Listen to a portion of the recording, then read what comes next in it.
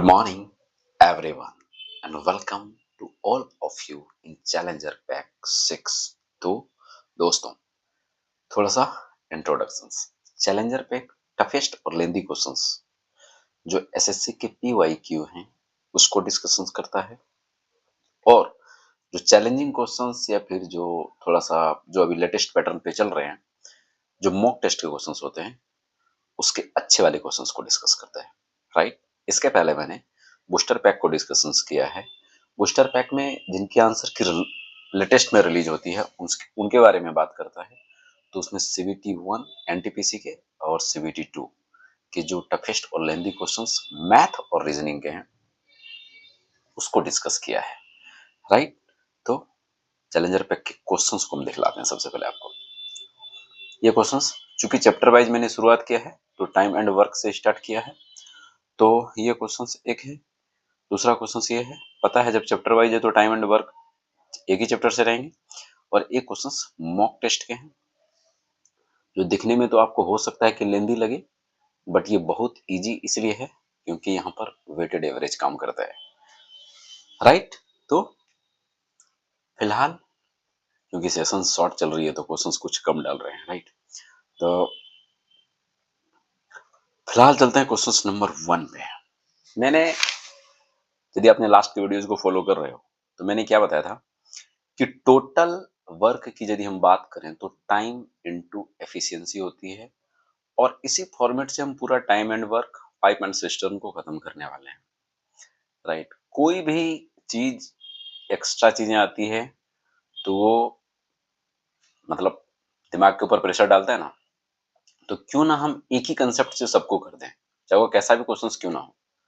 Right, जब concept काम नहीं आएगी ना तो मैं इस बात की गारंटी देता हूं कि डिविजिबिलिटी से भी क्वेश्चंस होती है, टाइम एंड वर्क के, पाइप एंड सिस्टम के, टाइम स्पीड एंड डिस्टेंस के। नहीं बिलीव तो जाओ देखो बूस्टर पैक को, सीबीटी 1 के क्वेश्चंस को जाके देखो।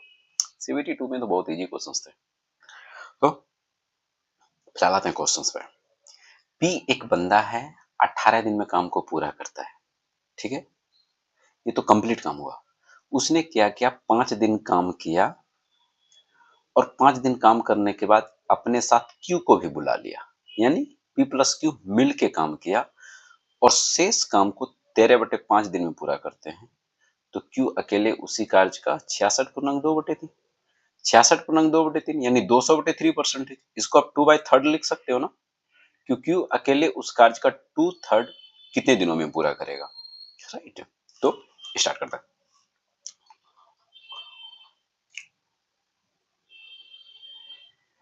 मैंने क्या बोला था, यदि आपने लास्ट के वीडियोज को देखे हो तो हमको वर्क इक्वेट करना होता है।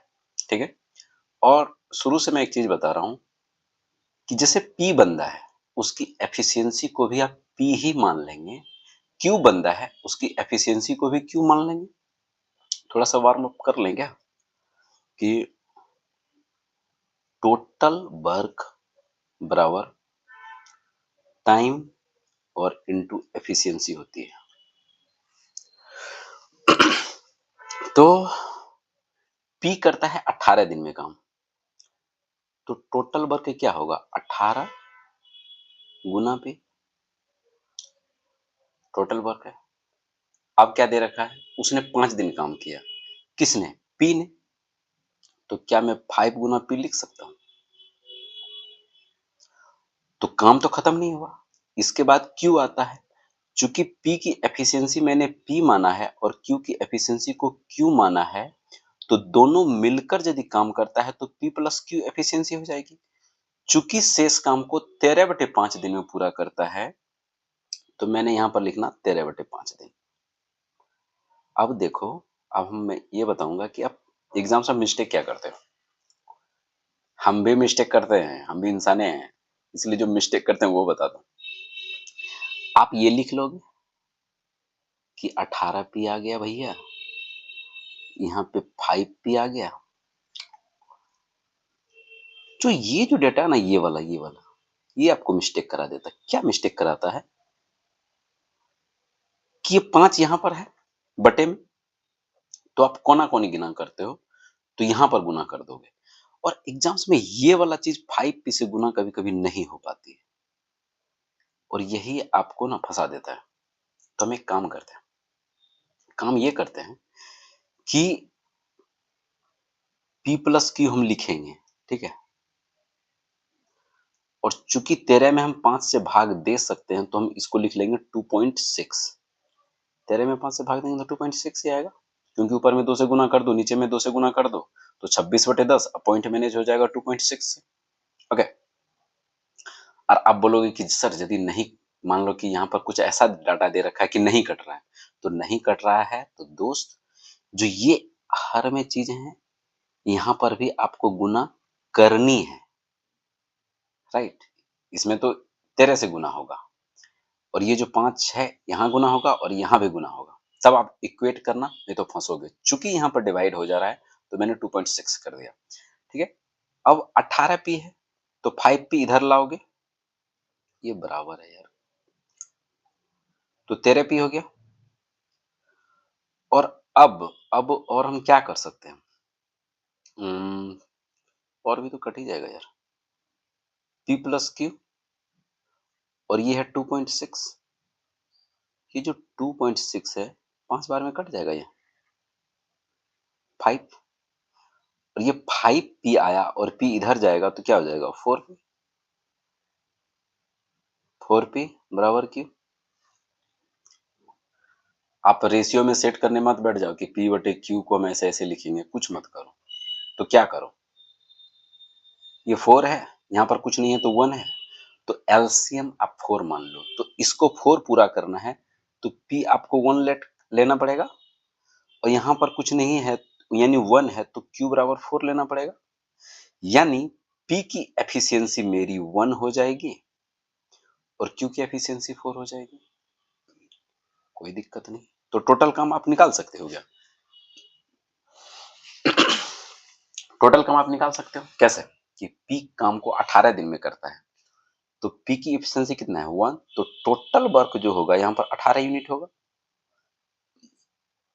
अब चूंकि काम पूरा नहीं करना, लास्ट लाइन पढ़ो कि 2/3 करना है, तो 18 का 2/3 कितना हो जाएगा, 2/3 कर देंगे, 3 6 18, 12 यूनिट आ जाएगा यहाँ पे, 12 यूनिट। 12 यूनिट को आपको काम किससे कराना है, क्यू से कराना है, क्यू की एफिशिएंसी कितना है 4, 4 से डिवाइड कर दो, यही आंसर हो जाएगा आपका। आपको समझ में आया क्यों, बस कुछ नहीं है, टोटल वर्क इक्वल करना है टाइम इनटू एफिशिएंसी, इक्वेशंस को सेटअप कर देना है, आंसर आ जाएगी, राइट। फिलहाल चलते हैं नेक्स्ट पे, ये क्वेश्चंस, यदि आपने इस टाइप के क्वेश्चंस नहीं बनाए हो ना तो एग्जाम्स में आपको दर्द देकर जाता है, ठीक है। कि ए बी सी, देखो लाइन पढ़ना, पहला लाइन है कि किसी कार्य को, मतलब एक वर्क है ए बी सी तथा सी मिलकर पूरा करते हैं, यदि काम को पूरा कर रहा है ए बी सी तो कोई भी काम अपने आप में 100% होती है, ये लाइन ध्यान रखना, ठीक है। ए तथा बी मिलकर 60% हिस्सा पूरा करता है, तो पक्का है कि इस इक्वेशन से मैं ये बोल सकता हूं कि सी 40% पूरा कर रहा होगा, क्योंकि 100 में 60 को माइनस करेंगे। और इसने ये बोला कि बी और सी मिलकर काम का 70% हिस्सा पूरा करता है, तो क्या ये मैं बोल सकता हूं कि ए 30% करेगा, जब ए 30% करेगा, सी 40% करेगा, तो बी कितना करेगा 30%, ये तो काम है। तो जो काम कर रहा है, सुनो ध्यान से, अब वर्क बराबर क्या होता है, टाइम इनटू एफिशिएंसी। चूंकि यहां पर टाइम फिक्स है तो वर्क और एफिशिएंसी जो होगा उसी रेशियो में होगा। मतलब आप ये बोल सकते हो कि वर्क डायरेक्टली प्रोपोर्शनल होगा एफिशिएंसी का। जब टाइम कांस्टेंट रहे तो वर्क डायरेक्टली प्रोपोर्शनल होगा एफिशिएंसी का। तो मैं ये कह सकता हूं कि सी ज्यादा काम कर रहा है। यदि वो सी ज्यादा काम कर रहा है, इसका मतलब ये कार्य कुशल भी ज्यादा है, यानी ये एफिशिएंट ज्यादा है, इसकी एफिशिएंसी ज्यादा है, तभी तो ज्यादा काम कर पा रहा है। 40% क्यों कर रहा है? क्योंकि उसकी एफिशिएंसी ज्यादा है और यहाँ पर टाइम कांस्टेंट है, इसलिए इसका आंसर ये होगा आपका। राइट, समझ में आई? बस सिर्फ इसी को याद रखना है, work equal time into efficiency. SSC में तो टाइम एंड वर्क सबके क्वेश्चंस हमको मतलब थोड़ा इजी लगता है, लेकिन एनटीपीसी पता नहीं सीबीटी वन में क्या कर दिया इस बार। इतने बेहतरीन बेहतरीन क्वेश्चन कहाँ से ले आए। मैं ये नहीं कहता हूँ कि सब बहुत स्टैंडर्ड क्वेश्चन है, कुछ क्वेश्चन मतलब यदि उतने शिफ्ट हुए तो 100-150 क्वेश्चन के आसपास ऐसा है मैथ रीजनिंग का जो कि मस्त है उसका। राइट, नेक्स्ट पे चलते हैं।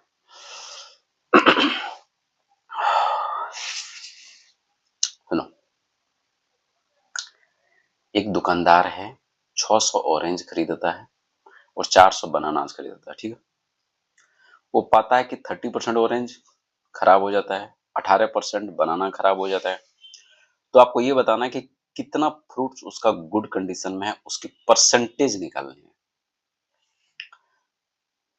तो यदि आपको वेटेड एवरेज का कंसेप्ट पता है तो आप 30 सेकंड में कर दें, अच्छा रहेगा।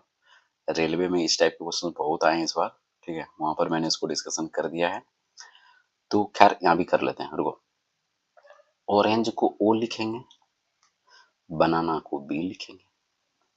ऑरेंज कितना खरीदे हैं भैया? 600 खरीदे। बनाना कितने खरीदे हैं भैया? 400 खरीदे। चूंकि ऑरेंज का 30% खराब हो जाता है तो इसने गुड कंडीशन वाले पूछा है। जब 30% खराब हुआ तो सही कितना है? 70%। यदि 18% बनाना खराब होता है तो सही कितना है? 82%। वहां पे इतना सजाना ना है, हम इसलिए सजा रहे हैं कि ताकि आपका इंटरेस्ट बना रहे। देखो, इस डेटा को, जो ऊपर वाली डेटा है ना, ये वाला इसको आप कटा सकते हो, तब पर भी आपका आंसर सेम ही आएगा। तो हम क्यों बड़ी डाटा को गुना करें? 200 तिया 600, 200 दूनी 400, कटा दी। वेटेड एवरेज क्या कहता है कि इसको गुना इसको करो, यानी 70 तिया 210, और इसको गुना इसको करो, 82 दूना 164, और डिवाइड कर दो आप इन दोनों के सम से, यानी 3 और 2 5।